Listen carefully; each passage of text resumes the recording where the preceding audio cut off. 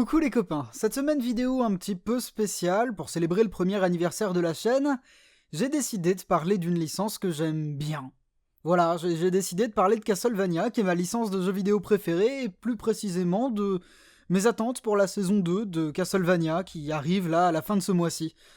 Alors, ce sera plus direct que d'habitude, ce sera peut-être un petit peu plus léger dans le fond que d'habitude, ce sera toujours documenté et argumenté, mais voilà, c'est un exercice de style, j'ai décidé d'être plus régulier à l'avenir, par conséquent, j'ai envie d'essayer de nouveaux formats et peut-être voire même de les exploiter. Bref, on est parti. Premier point, truc de puriste de merde, et j'espère que ça va pas être pris comme un troll. Nous avons eu ce juillet dernier quelques 4 épisodes d'une vingtaine de minutes chacun. Merci mesdames et messieurs, merci Frédérateur, merci Powerhouse, vous êtes vraiment super. Adapter Castlevania 3, c'était un choix, on l'imagine assez couillu, qui, on le rappelle, est un jeu NES à la narration presque absente. Ce pixel pourrait être littéralement n'importe quoi, et c'est cool comme idée. D'autant plus que l'anecdote est très connue, mais à la base, le projet n'était censé être qu'une trilogie de AV, et le projet d'ailleurs, en parlant de lui, il est assez vieux. En 2007, 2007, Frédérateur avait déjà acquis les droits d'exploitation de la licence Castlevania auprès de Konami, et Warren Ellis s'était déjà pété les dents en essayant de pitcher quelque chose, et en essayant de le négocier avec Koji Igarashi, Iga, en charge de la licence à cette époque-là. Là, je le mets en effet spooky parce que c'est mignon, mais c'est justement le cœur du point. Dans l'intro de Castlevania 3, il n'a jamais été question de prophétie ni d'excommunion. De villageois qu'on chassait les Belmont, oui, pour sûr, mais pas d'église ni de Dracula veuf et pleurer. Et tant qu'on y est, si les 4 épisodes ont été magiques dans leur manière de montrer l'équipe des gentils dans un twist de fin un petit peu gênant, eh ben, figurez-vous qu'il manque un mec du jeu, Grant. Alors après, je suis pas magicien non plus, je sais pas comment inclure de manière pertinente et donner du fond à un pirate dont le pouvoir principal c'est de coller au plafond, mais là encore une fois, c'est magique, Warren Ellis non plus, il savait pas du tout. Alors selon une interview qu'il a donnée en juillet dernier, simplement le personnage il l'a mis à la trappe. On passera volontiers sur les commentaires sur le nom du personnage. Le trailer de la saison 2 nous révèle un potentiel découpage de l'histoire beaucoup plus classique, c'est le deuxième acte d'un triptyque, ça se tient. C'est une théorie narrative qui est vieille comme l'histoire de la littérature elle-même, mais bon, ça a fait ses preuves, ça se tient. Je pense que là le décor est grossièrement posé, on va se concentrer en toute logique sur la multiplication des mésaventures du club des 5-2 là, et dans une éventuelle saison 3, Frodon pourra jeter l'anneau dans le volcan. Dracula a des généraux, l'univers de la série est découpé en zones à thème, la série se permet du coup de piocher dans le bestiaire du jeu sans pour autant spécialement se vautrer dans la démarche fanservice forcée. On peut être optimiste, c'est cool.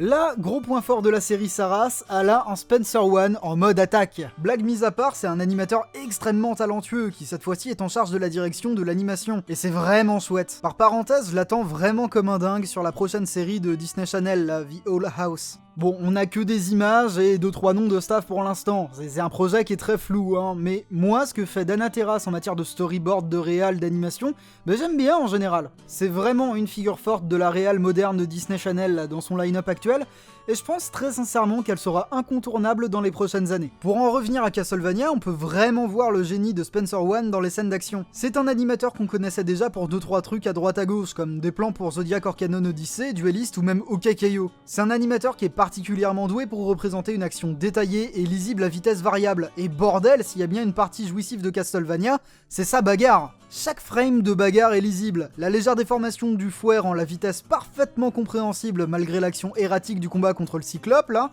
les impacts sont parfaits. Le vrai gros truc de déglingo, cela dit, c'est l'intro en noir et blanc là. On a 236 frames qui font passer le cœur de l'histoire en 18 secondes, presque plus efficacement que le scénariste. Bon, là c'est possible que je troll un peu. Nous n'avons pour l'instant de la saison 2 qu'un trailer et une vidéo du premier combat contre Gaibon et Slugra, et on ne peut qu'éprouver beaucoup d'attentes, c'est cool. Par contre, vraiment sans déconner, message à tous les copains qui font du travail dans l'animation et dont on adore regarder le travail, faites autre chose que des Tumblr. Je vous aime tous beaucoup, c'est vraiment chouette de laisser ces ressources à disposition, c'est assez exceptionnel. Moi, ça me permet d'avoir des trucs à dire le mercredi, mais c'est sigma chiant, la navigation sur Tumblr.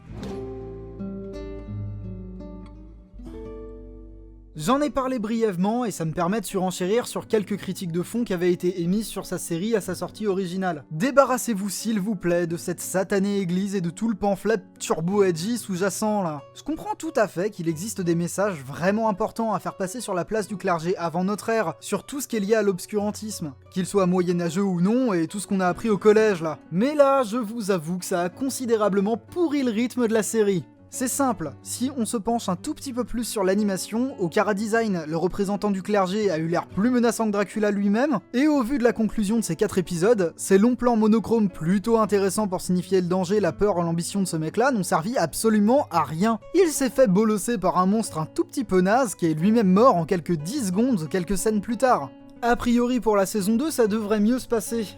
La faute concrètement à un final de la première qui a décidé de se défausser de toutes ces conneries, et à un trailer bien plus porté sur le jeu. J'émets quelques réserves quant à l'écriture de Warren Ellis, et même si la validation de Konami est là comme un petit saut qualité, l'ensemble avait été prévu comme une trilogie dont la saison 1 était censée être la première partie. Bref, on a quand même un petit peu peur. Je sais que j'ai l'air insupportablement salé, mais c'est parce que c'est tout à fait vrai. Je veux dire, on n'a toujours pas véritablement mis les pieds dans le château de Dracula. C'est cocasse et dommage pour un jeu dont c'était le cœur. Les critiques ont encore une fois soulevé un problème de rythme, et en effet, il existe. Alors mon véritable souhait, s'il existe, c'est qu'il se passe enfin quelque chose dans cette putain de série.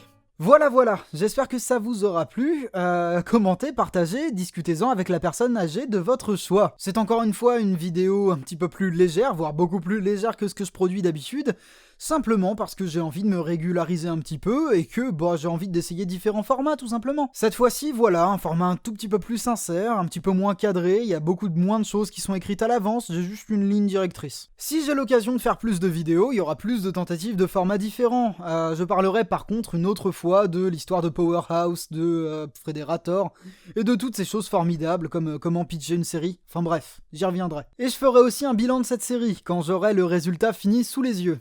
C'est ma première année sur YouTube qui se termine, un bilan extrêmement positif. Je souhaitais 10 000 abonnés, j'en ai presque 16 000 au final. Il n'y aura pas de Tipeee, niveau argent ça va, c'est cool. Vous regardez déjà de la pub, hein. Moi personnellement ça me suffit amplement. Bref, cet outro est véritablement trop long maintenant. Alors il me reste plus qu'une chose à vous dire, c'est bisous tout doux.